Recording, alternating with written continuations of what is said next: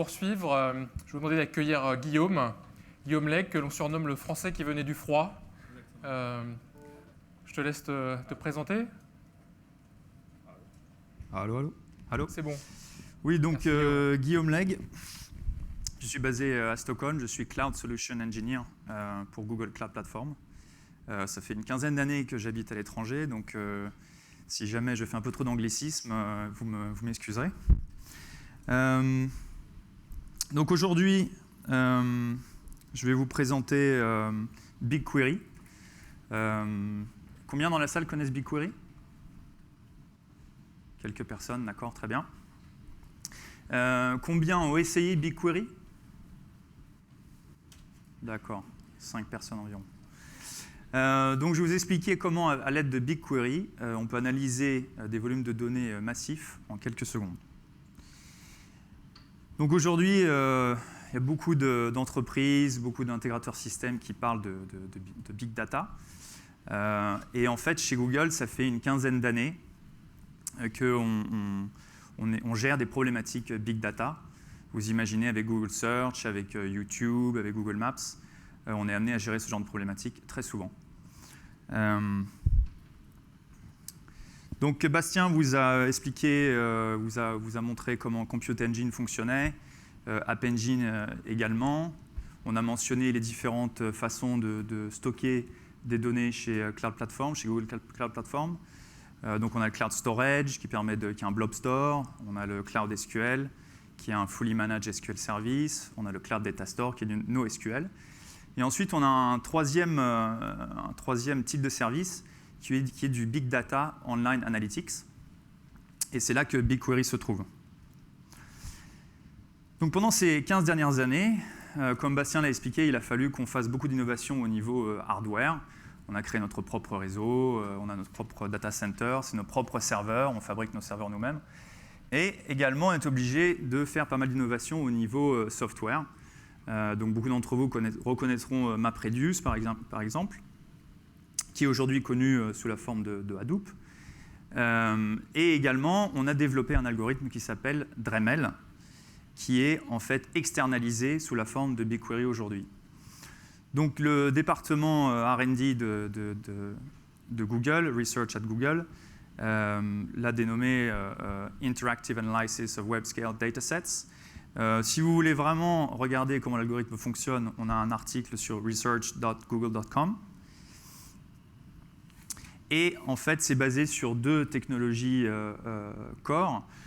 Donc c'est du stockage de données en format colonne. Et ensuite, c'est une architecture arbre qui permet de traiter de façon parallèle les queries qui sont développées par les utilisateurs. Donc ça, Google s'en sert tous les jours. Quand quelqu'un chez Google a besoin d'analyser des gigabytes, des terabytes de données, on utilise Dremel. Ça, c'est un exemple de problématiques qu'on peut avoir chez nous avec Android et l'App Store. Par exemple, si on veut savoir quelles sont les applications, les 20 plus grosses applications sur Android, et on veut avoir la réponse en quelques secondes. Et en fait, avec des queries SQL très simples et l'algorithme Dremel derrière, on peut avoir les résultats en moins de 20 secondes et on sait exactement quelles sont les applications qui sont les plus downloadées. Et ça, c'est sur un dataset qui est énorme, étant donné qu'en juillet 2013, il y avait environ 1 million d'applications sur l'Android App Store et il y avait 50 milliards de downloads. Donc vous imaginez que l'install log qui est au milieu de l'écran est assez gros. Donc BigQuery, en fait, c'est du cloud-based SQL querying, c'est-à-dire que dans le cloud, sans avoir à installer quelque appliance que ce soit, on peut faire des requêtes SQL sur des datasets qui peuvent faire plusieurs terabytes. Et les réponses sont en général en quelques secondes sur des gros datasets à plusieurs terabytes avec des milliards de lignes. Ça peut prendre quelques minutes. Donc les sweet spots, c'est-à-dire les environnements dans lesquels BigQuery est vraiment intéressant, ça peut être par exemple si vous voulez faire des analyses interactives, c'est-à-dire que vous avez besoin d'avoir les réponses dans les quelques secondes qui viennent. comparé par exemple à d'autres systèmes qui prendraient des minutes, voire des heures, voire des jours. Là, vous avez les réponses vraiment extrêmement rapidement. Si vous avez besoin de faire des data mashups, c'est-à-dire que vous avez différents datasets, peut-être qu'il y en a un qui vient d'un système CRM, un autre qui vient de Google Analytics, etc., etc. Vous avez les possibilités de faire des joins, vous avez les possibilités d'agréger vos datasets. Également, si l'élasticité de l'environnement est importante, c'est-à-dire que vous avez besoin de temps en temps de faire des analyses sur quelques gigabytes et de temps en temps sur des terabytes, c'est important d'avoir un système qui puisse gérer ce genre de choses. Et puis, on a aussi la possibilité avec BigQuery de faire du self-service, c'est-à-dire que les utilisateurs des départements BI peuvent chacun à leur tour poser des questions à BigQuery. Donc voici l'architecture de BigQuery en général, telle qu'on l'implémente dans les entreprises. Sur le côté gauche, vous avez l'input. Donc la restriction à ce niveau-là, c'est qu'il faut que ce soit du CSV ou du JSON. Donc c'est les deux formats qu'on supporte. Soit on upload les datasets sur Cloud Storage, soit on fait du streaming en live sur BigQuery. Et donc là, les datasets peuvent être vraiment très différents. Simplement, c'est un format spécifique, ce qui veut dire qu'il y a toujours un besoin de faire du ETL, du Extract, Transform, Load en amont avant de pouvoir uploader vos datasets. Une fois qu'ils sont uploadés en général dans Google Cloud Storage, où vous avez un Uptime Availability SLA qui est à 99,95%, vous pouvez ensuite transférer vos datasets sur BigQuery. Et c'est à partir de ce moment-là, une fois qu'ils sont transférés sur BigQuery, que vous pouvez interagir avec le service. Donc il y a trois façons. Il y a une Command Line Interface, donc il y a une petite utility qui permet de créer les datasets, etc. Vous avez des API qui sont disponibles, avec des librairies clients disponibles pour Java, PHP, Python, etc. Et puis vous avez une interface graphique web, par exemple, si vous voulez juste tester, voir comment ça fonctionne, faire un POC extrêmement simple, un tout petit test. Il y a une interface graphique web qui permet de créer ces requêtes SQL. Ensuite, sur la droite de l'architecture, vous voyez les outils de visualisation. Donc, ça peut être par exemple Tableau ou Qlik, ça peut être Excel, nous avons un connecteur entre Excel et BigQuery. Ça peut être du Google Spreadsheets aussi, ça peut être du Charts API, ou bien en utilisant App Engine. Donc il y a différentes façons de faire. Et ça va dépendre de la legacy de l'entreprise. Peut-être qu'ils ont déjà investi dans une certaine infrastructure, dans certains services de visualisation. Et ensuite, les résultats peuvent être partagés de façon sécurisée avec des access control lists. Donc tout le monde n'aura pas accès à tous les datasets et tous les résultats qui seront disponibles dans BigQuery.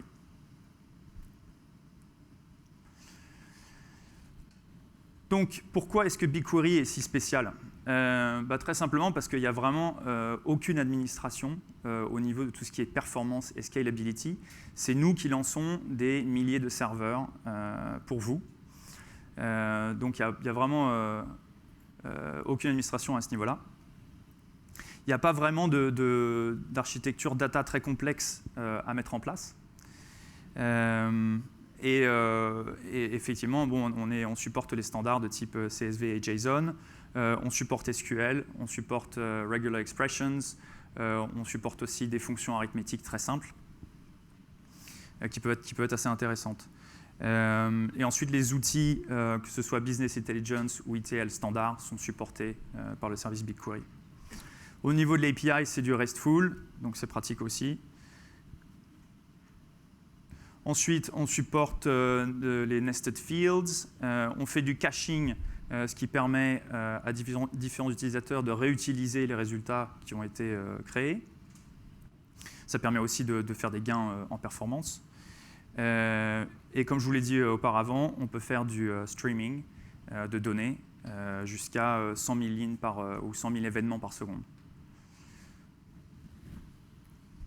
Ensuite, ce qui est intéressant au niveau du streaming, c'est que les données qui sont envoyées sur BigQuery sont analysables en temps réel. En général, il y a une warm-up période de 2 minutes, et après les 2 minutes, on peut commencer à analyser ce qui a été streamé dans BigQuery. On n'est pas obligé, en mode stream, on n'est pas obligé d'attendre qu'un upload soit terminé. Alors, je vais vous faire une petite démonstration, si on peut passer sur mon laptop, s'il vous plaît.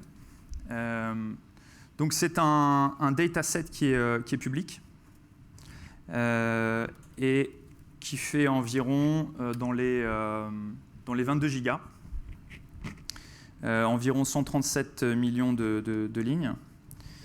Donc là, je suis logué, comme Bastien l'a fait tout à l'heure, je suis logué sur le Cloud Console. Et ensuite, je peux choisir ici BigQuery.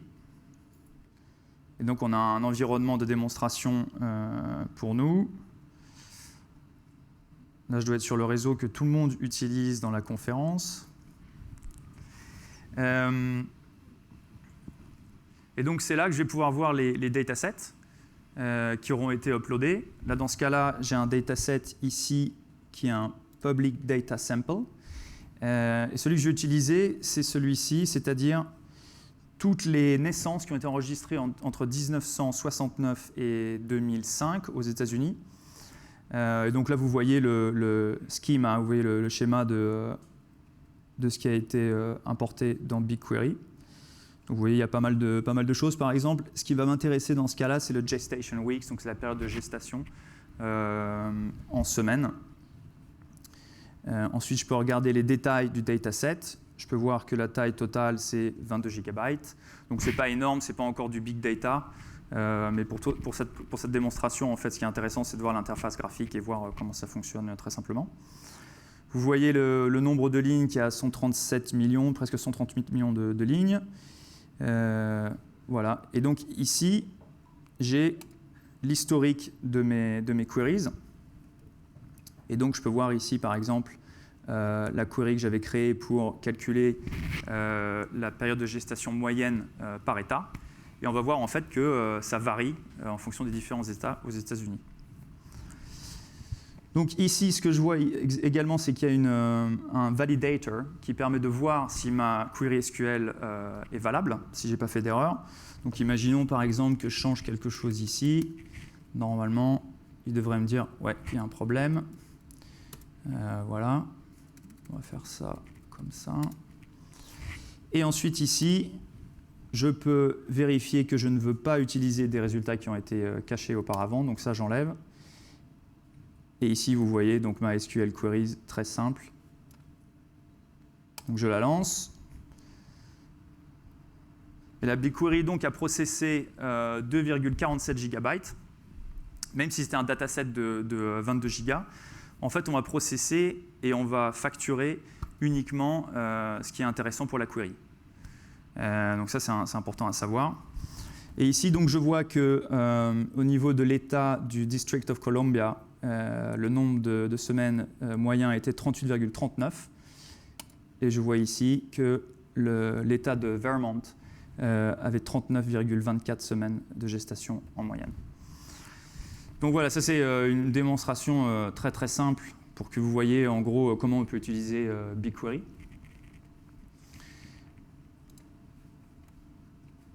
Donc si on revient sur les slides, voilà, donc maintenant je vais vous expliquer les différents points d'intégration qui existent, entre autres celui qu'on a avec Google Analytics et Google Analytics Premium.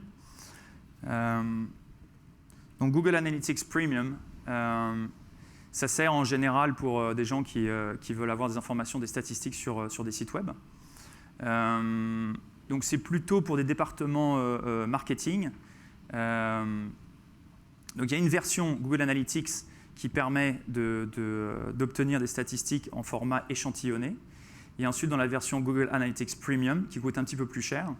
À ce moment-là, c'est non échantillonné, ce qui veut dire qu'il peut y avoir énormément de données qui sont générées par Analytics Premium. Donc sur une année, ça peut être des terabytes d'informations. Et ça peut être assez intéressant d'analyser avec BigQuery. Et c'est pour ça qu'on a fait une intégration en fait, entre Analytics Premium et BigQuery. Donc on a ce qu'on appelle un daily export qui est fait entre Analytics Premium et BigQuery. Donc le genre de choses le genre de statistiques qu'on peut récupérer dans Analytics Premium, c'est les events, par exemple, qu'est-ce qui a été cliqué, les refers, shopping transactions, etc., etc. Donc voilà l'architecture assez simple quand on la décrit comme ça. Donc vous avez votre dataset au format CSV qui peuvent être plusieurs terabytes par an. Et ensuite vous avez un daily export qui est fait environ à 8 heures tous les matins, heure européenne. Et ensuite c'est importé dans BigQuery. Et ensuite on peut effectuer différentes analyses dans BigQuery. Par exemple, donnez-moi entre 2010 et 2013 les sections du site qui avaient une grosse volatilité de trafic par jour. On peut faire des data mashup. On peut, par exemple, mélanger des datasets de CRM et des datasets de Google Analytics Premium pour faire des analyses très intéressantes.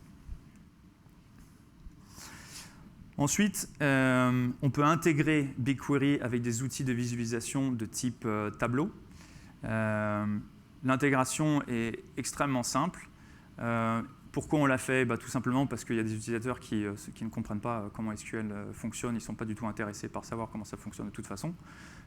Et en plus, ça accélère énormément les analyses de données en interactif. Donc au niveau tableau, c'est juste un exemple, on a d'autres partenaires, mais au niveau tableau, il faut tableau 8 au minimum. Ensuite, dans tableau, dans l'interface graphique, il suffit de choisir le connecteur Google BigQuery. Ensuite, s'authentifier avec OAuth, sélectionner un projet dans BigQuery avec un dataset. Et ensuite, on crée ce qu'on appelle une live connection. Donc, il n'y a pas d'import qui est fait entre BigQuery et Tableau. Donc, c'est vraiment une live connection. Donc, Tableau traduit ce qui se passe dans l'interface graphique en requête SQL et envoie ça à BigQuery. Donc, ça se fait extrêmement simplement. Donc ça, c'est l'interface graphique de Tableau. J'imagine que vous reconnaissez si vous avez déjà vu l'interface graphique Business Intelligence. Voilà. Donc maintenant, je vais vous parler d'un projet dans lequel j'ai été impliqué ces derniers mois. Ça fait 6 mois que je suis chez Google, donc je n'en ai pas fait énormément, mais je fais quelques proof of concept et quelques pilotes en ce moment. Donc là, c'est un global retailer, c'est-à-dire une entreprise globale qui gère des supermarchés.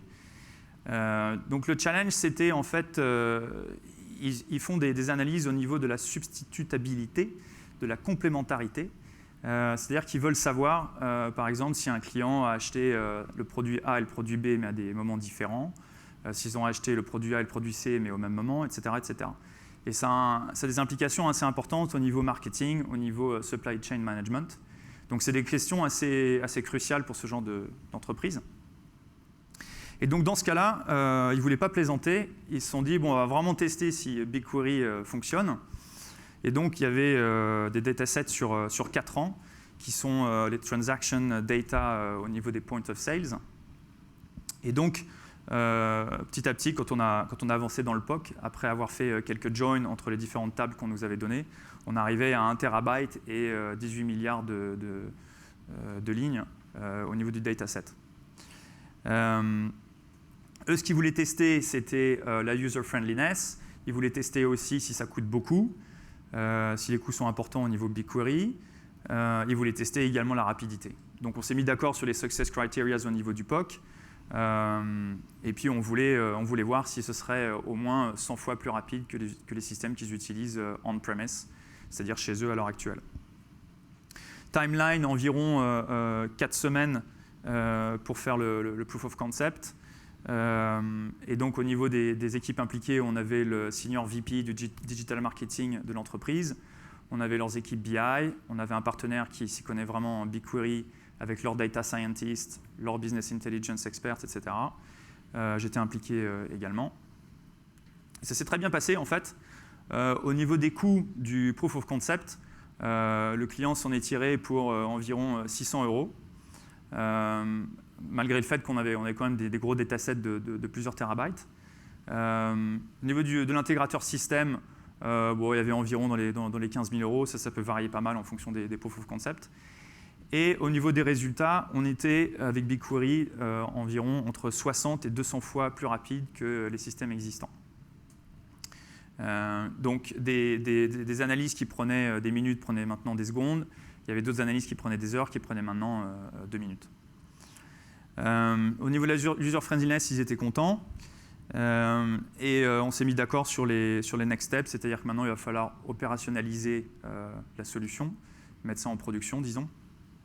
On va intégrer ça avec des systèmes existants qu'ils ont chez eux, avec nos API. Et ensuite, on va intégrer la solution potentiellement avec Tableau au niveau de la visualisation. Voilà quelques clients qui sont des références sur notre site web, qui utilisent BigQuery aujourd'hui. Mag Interactive, je les connais pas mal parce qu'ils sont basés à Stockholm. Ils utilisent App Engine et ils utilisent BigQuery. C'est une entreprise qui fait du mobile gaming. Et donc, ils utilisent BigQuery pour analyser tous les logs qui génèrent au niveau de leur jeu, c'est-à-dire quand est-ce qu'un jeu a été commencé, quand est-ce qu'il a été terminé. Ça leur permet de repérer les utilisateurs qui sont fréquents et de les récompenser. Il y a d'autres références. Ça, c'est juste une liste qu'il y a sur notre site web. On a pas mal d'autres clients au niveau BigQuery à l'heure actuelle. Voilà, donc les use cases, on en a pas mal. Donc ça peut être, par exemple, comme je l'ai dit, intégration avec Analytics Premium. Ça peut être comme le POC qu'on a fait, des analytics au niveau point of sales, etc., etc. Mais ça peut être aussi comme un système de management de logs. Donc ça peut être des logs qui viennent de systèmes différents et qui sont streamés dans BigQuery et analysés. Au niveau du pricing, comme l'a expliqué Christophe, il n'y a pas de payment upfront, il n'y a pas de one-time fees, il n'y a pas d'appliance à mettre en place. Tout est dans le cloud. Pas de lock-in non plus, il n'y a pas de commitment, de contrat sur 1 an, 2 ans ou 3 ans. Éventuellement, dans certains cas, on peut essayer de réserver une certaine capacité si jamais on est capable de prédire la capacité qui sera nécessaire. Donc c'est un pricing très simple. Donc là, le premier élément, query processing.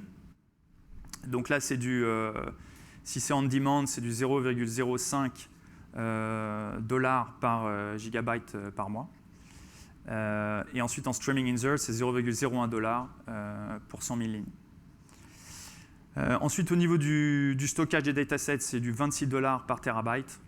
Donc vous voyez, même si vous avez des terabytes de données, ça va pas très loin. Ok, donc au niveau des partenaires, au niveau ETL, on travaille avec Informatica, Talent, Pervasive. Ensuite, au niveau visualisation, on travaille avec Qlik, avec Bime, avec Tableau, Jaspersoft, etc. Au niveau système, intégration système, on travaille avec PA Consulting Group, Crystalloids, Devoteam et quelques autres. Et voilà. Merci.